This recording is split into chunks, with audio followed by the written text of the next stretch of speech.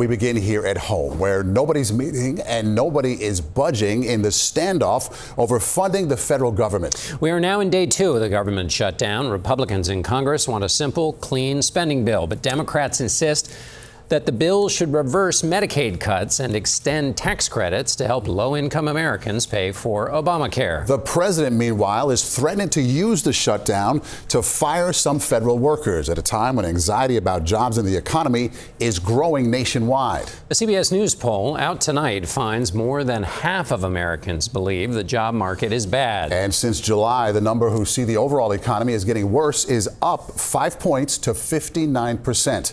Weijia Jiang is at the White House. Weijia?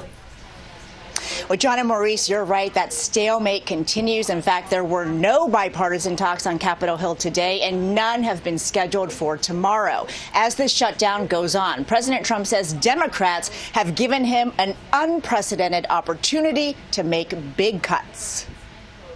President Trump issued a warning to Democrats if the government remains closed. Well, there could be firings, and that's their fault. And it could also be other things. I mean, we could cut projects that they wanted, favorite projects, and they'd be permanently cut. Vermont Senator Peter Welch said targeting his party during a shutdown is an abuse of power. He can take an explicit position, but when he's abusing the power of his office to take away funding for Vermont because Vermont voted for his opponent, or Illinois, he's hurting individual American citizens who have no say in this. I think it's pretty appalling abuse of power. The president met today with Russ Vought, the administration's budget chief.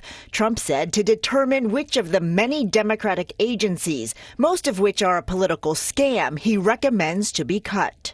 We're going to look at agencies that don't align with the administration's values that we feel are a waste of the taxpayer dollar. White House Press Secretary Caroline Leavitt also predicted how many people will lose their jobs.